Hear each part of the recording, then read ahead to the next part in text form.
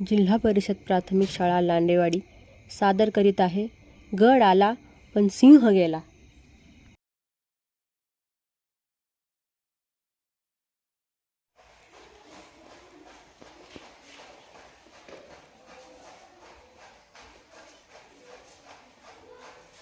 आऊसाहेब अस्वस्थ दिसत आहात. अभेद्य भिंती, मजबूत तटबंदी, कुणाकडे तोंड करून नसलेला कोंढाणा.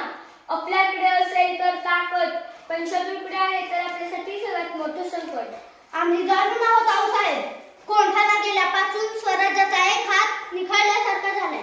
मुघलांच्या जयसिंगासोबत केलेला तह अजूनही आमच्या काळजात खोल जखम करून आहे. कोंढाण्यासारखे इतर 72 किल्ले त्या तहात गमावले आपण. दिल्लीत तुम्हाला कैदेत ठेवण्याचा त्या औरंगजेबाचा मजबा विसरू नका. त्याच्या हातावर तुरी जाऊन निसटलो आम्ही. तेव्हाच तह रद्द करायचं मनाशी. कोंढाणा स्वर्गात परत आणावा लागेल शुभा. सह्याद्री धोक्यातून बाहेर काढावी लागेल. आम्ही तातडीने मुजरा राज, मुजरा अवसर. अरे ताना ही मिठाई कसली? रायबाचं लगीन जमलंय, त्याचं नाव द्यायला आलो होतो. वा वा वा, ऐकलं का आऊसाहेब? आमचा बालपणाचा सवंगडी आज बरबाद होणार. सह्याद्रीच्या धबधब्याला लाज वाटावी असा उत्साह ओसंडून राहणार. मग आता पुटकरली तयारी. आता तुम्हाला तंदुरी काढची तयारी झाली समजा.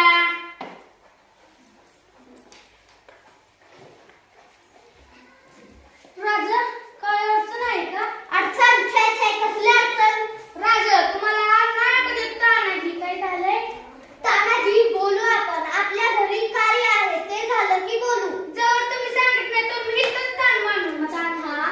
आऊसाहेब, आम्हाला का फरक समजलं? असं नाही येताना कोंढाणा सोडून आणायचा मनसूबा आहे, त्याच्यावर चर्चा चालली होती. कोंढाणा गरिबांच्या गटात गेला म्हणजे स्वराज्याला कधी जागा पटकावू. असं कसं जागा पटकावू शकतो? आम्ही आहे की तटबंदी सारखे उद्याच कोंढाण्याची मोहीम काढतो. त्यांना घरातलं कार्य आम्ही तुम्हाला जाऊ देणार नाही. हे बी तर आपल्या घरातलं कार्य आहे की. आधी लगेच कोंढाण्याचं आणि मगच माझ्या रायबाचं.